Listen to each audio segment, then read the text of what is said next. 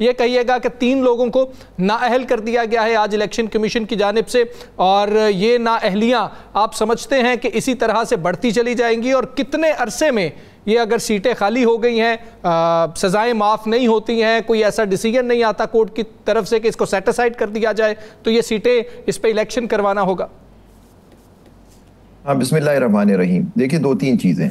पहली बात तो यह है कि आपने देखा कि इन जिन लोगों को आज डीसीट किया है, डिस्क्वालीफाई किया है इलेक्शन कमीशन ने, बड़ी जल्दी में काम किया। हर चीज़ जो इनके खिलाफ होती है, पीटीआई के खिलाफ, वो बड़ी जल्दी से काम हो जाता है वहाँ। आप देखिए, आर्टिकल 63 है कॉन्स्टिट्यूशन का, जिसके अंदर G 63(1)G के तहत अगर कोई किसी कोर्ट से सजा हो जाए तो उसका डिस्क्वालिफिकेशन बेसिस पे डिस्क्वालीफाई हो सकता है बंदा। लेकिन आर्टिकल 63(2) और सब क्लॉज 2 और सब क्लॉज 3 के तहत स्पीकर के पास 30 दिन का टाइम होता है कि उसके अंदर वो रेफरेंस भेजे, अगर नहीं भेजे तो 30 वो समझा जाएगा वो भेज दिया गया 30 दिन के बाद। और उनके पास इलेक्शन कमीशन के पास टाइम होता है 90 दिन के अंदर कि वो फैसला करे उस डिस्क्वालिफिकेशन पे।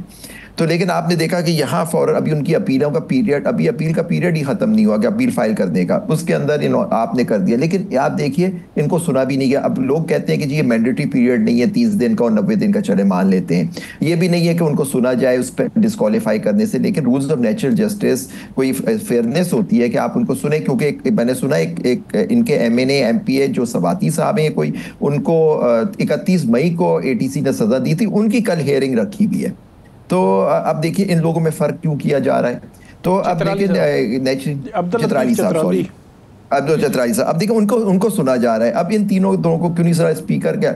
आप देखिए, इनसे पहले ही आपने देखे 8 मई के जो 8 फरवरी का इलेक्शन था उसमें इनकी सीटें छीन ली गई। आप देखा फॉर्म 47 की हुकूमत है, आप लोगों ने उस पर प्रोग्राम किए। सब मानते हैं कि वो election fair, free and transparent नहीं थे। चलें, वो हुकूमत आ गई क्योंकि हमारे जो हल्के हैं वो चाहते हैं कि ये हुकूमत रहेगी, दूसरी पार्टी को बाहर रखना है। फिर आप देखिए कि 14 जुलाई को पिछले साल फैसला होता है राना साहब, उसमें वो कहते हैं कि जो रिजर्व सीट्स हैं ये PTI को दी जाए। उसको इम्प्लीमेंट नहीं करता यही इलेक्शन कमीशन, पूरे सोता रहता है, रेफरेंसेस भेजता है और फिर उसके बाद सो जाते हैं लोग। उसका रिव्यू सडनली लगता है, उसको रिव्यू होता है और वो सीटें दूसरी पार्टीज को दे दी जाती हैं, वो फौरन नोटिफिकेशन हो जाता है। फिर उसके बाद उनका एक इतवार के दिन वो ओथ के ऊपर वो कहते हैं कि जी कोरम पूरा नहीं था इसलिए हम सेशन को अजर्न करते हैं। तो वहाँ कोर्ट जो है वो संडे के दिन अदालत लगा के उनको ऑर्डर कर देती है कि जी गवर्नर साहब उनको ओथ दे दें। तो ये सारी चीज़ें, सारा जो सिस्टम है ये पूरा एक ही पार्टी इंट्रिंसिक है कि वो सिर्फ और सिर्फ मुझे लगता है कि PTI जो है उसको फारिग करना है। आपने उनसे सीटें 8 मई को छीन ली, रिजर्व सीट भी छीन ले। अब जो बाकी जो उनके लोग रह गए थे वो भी सारे 70-75, ये कोई बात सुन रहा था मैं किसी टीवी पे, 70-75 सीटें वो भी चली जाएंगे। तो आप पहले उनको बैन ही कर दें उस पार्टी को, अगर नहीं करना चाहते। इसी तरह आप उनको फारिग कर देंगे कि आप मैंडेट देखिए, ये जो सारी चीजें हो रही है अवाम का मैंडेट चोरी करें। तो किसको नुकसान हो रहा है? हमारी जमहूरियत को, इस मुल्क को, इस मुल्क के इंसाफ के सिस्टम को नुकसान हो रहा है। ये कोई नहीं सोच रहा। सब सोच रहे हैं कि जी हम किसी तरह हुकूमत में बैठे रहे, हम जो कह रहे हैं वो सही है, हम लोग बस बैठे रहें और मजे करते रहें। और आपने अभी खुद बात कर रहे थे, जुबैरी साहब, हमेशा पहिया वापस भी घूमता है, ये सियासी जमातों को शायद पता। अच्छा, कल एक तारीख, एक जमानत की केस है जी, बानी तहरीक इंसाफ इमरान खान साहब का, जो सुप्रीम कोर्ट में कल चीफ जस्टिस साहब सुन रहे हैं। साकिब बशीर साहब ने भी हमें बताया है और हमारे इसमें इजाफा किया है इस नॉलेज में। इनका कहना है कि इसी अदालत ने, यानी चीफ जस्टिस साहब ने हुक्म जारी किया था कि 4 माह के अंदर अंदर ये 9 मई के केस निपटाए जाए। अब ये भी 9 मई का केस है, तो क्या जो वो पहले ऑर्डर किया है उसकी बुनियाद पर इस केस को वापस भेज दिया जाएगा, या अब भी कोई कानून है कि इस केस को सुना जा सकता है? अब मुझे नहीं पता कि किस पॉइंट पे उनकी बेल्स रिजेक्ट की थी, post arrest bell Imran Khan साहब और उनके दीगर साथियों की 9 मई के केस में। तो वो अगर इसी ग्राउंड पे थी कि सुप्रीम कोर्ट ने ऑर्डर दिया कि 4 महीने उसमें जुबैरी साहब मुख्तलिफ ग्राउंड्स पे की गई थी। एक ग्राउंड ये भी थी क्योंकि चलिए वो ट्रायल जल्दी मुकम्मल करने का हुक्म जल्दी कह रहा है। हाँ ठीक है, हाँ हो सकता है। देखिए अब उसी बेंच में लगा हुआ है जिन चीफ जस्टिस साहब जिन्होंने ये ऑर्डर किया था, लेकिन फिर भी अगर और ग्राउंड भी है तो चीफ जस्टिस साहब को देखना चाहिए। लेकिन 2 मेंबर बेंच के सामने ये कल केस लगा हुआ है और ये पोस्ट अरेस्ट बेल का केस है, उसमें जबकि प्रोसिक्यूटर नोटिस पे है, तो हो सकता है वो आके टाइम मांगे कि जी मुझे टाइम दिया जाए और आर्ग्यू यही किया जाए। हो सकता है चीफ जस्टिस साहब कहें कि जी मैं तो खुद ऑर्डर कर चुका हूं इसमें, कि 4 महीने में फैसला करे, तो आप ये केस जो मैं ऑर्डर कर देता हूं कि आपका केस फौरन सुन के उस पर फैसला कर दिया जाए। तो हो सकता है कल, जैसे अब शाकिब बशीर साहब कह रहे थे कि हो सकता है इसमें कल कुछ ना हो, ये तो हो सकता है कि उस केस को कहें कि जी नहीं, क्योंकि मैं 4 महीने का ऑर्डर कर चुका हूं, यही जज ने वन ऑफ द ग्राउंड जिस पे बेल आपकी रिजेक्ट की है वो यही है कि केस मैंने सुप्रीम कोर्ट ने ऑर्डर किया हुआ है। तो हो सकता है कल ही वो ये फैसला कर सकते हैं कि जी इस केस को मैं वापस भेजता हूं कि जी आप अपनी बेल को प्रेस ना करें या मैं डिसमिस करता हूं, आप जाके उसको वहां अपना केस चलाएं। तो ये चीजें हो सकती हैं।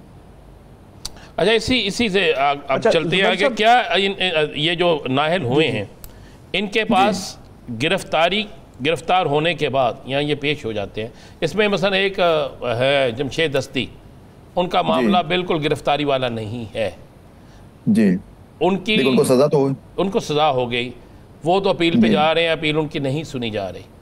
तो बाकी जो है वो गिरफ्तार हो के अगर अपील करते हैं तो क्या चांस आपको नज़र आता है? जिसमें से एक तो गिरफ्तार है ऑलरेडी एजाज चौधरी।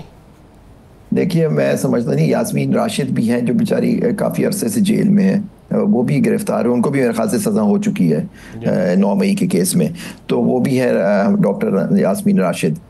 लेकिन देखिए इसमें गिरफ्तार होकर अपील करेंगे, लेकिन अब अपीलें लगाना तो ये चीफ जस्टिस की या कोर्ट की सवाबदीद होती है।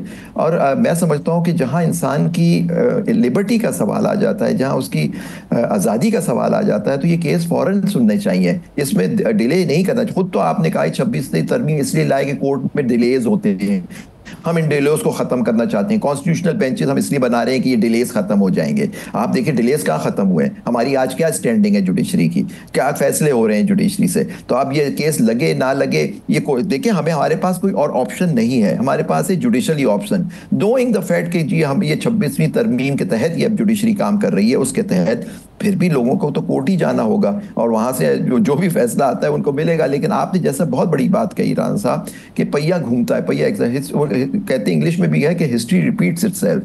तो आप देखिए, और अल्लाह मियाँ कुरान शरीफ में भी फरमाता है सूरह आल इमरान में आयत नंबर 140 कि मैं इंसानों के हालात बदलता रहता हूँ ऊपर नीचे।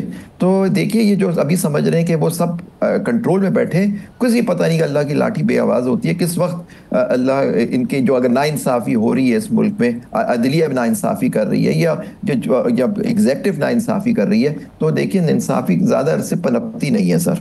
जी साकिब साहब। ज़ुबैरी साहब ये बताइएगा कि जो फवाद चौधरी साहब हैं उनका केस लाहौर हाई कोर्ट में था कि एक ही किस्म का इल्ज़ाम है साजिश का कि एक ज़मान पार्क में मीटिंग हुई और एक चक्री इंटरचेंज पर मीटिंग हुई, तो इन दोनों मीटिंग्स में साजिश का इल्ज़ाम है और फिज़िकली प्रेजेंस नहीं है पीटीआई की टॉप की जो लीडरशिप है इमरान खान साहब समेत। तो उनका ये कहना था कि आपने फैसलाबाद, लाहौर, रावलपिंडी, गुजरांवाला, सरगोदा मुख्तलिफ जगहों पर जो ट्रायल चल रहे हैं तो उसमें जो फैसले आएंगे वो कंट्राडिक्टरी फैसले आ सकते हैं एक ही पॉइंट पे, एक ही इल्ज़ाम पे। इसको आप कैसे देखते हैं कि क्या इन ट्रायल्स के फैसले या जो कम से कम वो लोग जो वकूए वाली जगहों पे नहीं थे उन पर साजिश का इल्ज़ाम है कि 9 मई से पहले ये बैठे, इन्होंने साजिश तैयार की, तो ये इकट्ठे नहीं सुने जाने चाहिए थे केसेस? मैं समझता हूँ देखिए ये तो इन लोगों को जैसे फवाद चौधरी साहब हो गए और लोगों पे तक वो हाई कोर्ट में एप्लीकेशन देते कि जी मेरे ये सारे ये इल्ज़ाम है मुख्तलिफ जगहों पे, इनको एक जगह इकट्ठा कर दें ताकि इकट्ठा हो जाए, ताकि लेकिन हो सकता है कोर्ट मुड़ के कहती कि जी वहाँ तो मुख्तलिफ शहादतें हैं, दूसरी जगह है उस केस में अलग शहादत है, इसमें अलग, अगर शहादतें भी कॉमन है उनके खिलाफ, आप खुद कह रहे हैं साजिश का केस है और आपने कहा इनके खिलाफ जो आपने लास्ट टाइम प्रोग्राम में कहा था साकिब साहब कि इनके खिलाफ ज़्यादातर तो सुल्तानी गवाह हैं, पुलिस वाले हैं, तो फिर उनकी एविडेंस पे देखिए, आपको याद होगा भुट्टो साहब को जब सज़ा हुई फांसी की, शहीद भुट्टो को, तो आपको पता है माइनॉरिटी जजमेंट जो लिखी गई थी उसमें यही कहा था कि वो तो जितने उनके खिलाफ गवाह थे वो सुल्तान सुल्तानी गवाह थे, यानी स्टेट विटनेसेस थे, तो वो उनकी कोरॉबोरेशन ज़रूरी होती है। तो अगर कोरॉबोरेशन ही नहीं है तो उसकी वजह से उनको एक्विट किया था, जबकि मेजॉरिटी ने उनको सज़ा दे दी थी। और अभी आपने रिसेंटली देखी है कि वो उनकी सज़ा को उन्होंने सज़ा तो नहीं ख़त्म की, कहा कि वो फैसला गलत आया था। तो ये कोरॉबोरेशन जो होती है बड़ी ज़रूरी होती है। अगर ये स्टेट विटनेस होती है, वो विटनेस कॉम्पिटेंट विटनेस होते हैं। अच्छा, लेकिन कोरॉबोरेशन भाई मैं इसी पे आ रहा हूँ। अब जुल्फ़िकार भुट्टो शहीद की सज़ा को गलत करार दे दिया गया, और ये कोई लंबी चोरी पुरानी कोई 3 साल पहले की नहीं, अभी कुछ अर्सा पहले। अब बानी तहरीक इंसाफ पर इल्ज़ाम लग रहा है, कुछ और लीडरशिप पर इल्ज़ाम लग रहा है कि ये लोग साजिश कर रहे थे। अगर ये साबित भी हो जाता है, मैं 1% कह रहा हूँ, क्योंकि आजकल हर चीज़ साबित हो जाती है, हर चीज़ हो जाती है, तो फिर इनकी सज़ा जो होती है 109 में आएंगे ना ये गालबन जी, तो 109 में आने से कितनी सज़ा हो सकती है? ये डिपेंड करता है कि उनकी जो मेन कॉन्स्पिरेटर्स होते हैं उनको क्या सज़ा होती है। वो सज़ा उतनी ही होती है, उसको उतनी ही सज़ा दी जाती है जितनी उस पर इल्ज़ाम होता है। इसकी जो अगर 10 साल की सज़ा है तो 10 साल की सज़ा कॉन्स्पिरेसी में हो सकती है। अब भुट्टो साहब ने तो खुद तो कत्ल नहीं किया था, शहीद भुट्टो ने, उन पर इल्ज़ाम था कि उन्होंने साजिश की, लोगों को हुक्म दिया, उन लोगों ने उनको मार दिया। लेकिन आप देखिए उन 5 लोगों को और शहीद भुट्टो साहब को सबको सज़ाए मौत हुई थी उस केस में। उन पर तो 109 का ही वो इशू इल्ज़ाम था ना, कि मतलब कि इन्होंने लेकिन उसके बाद काफी कुछ चेंज भी तो हुआ था।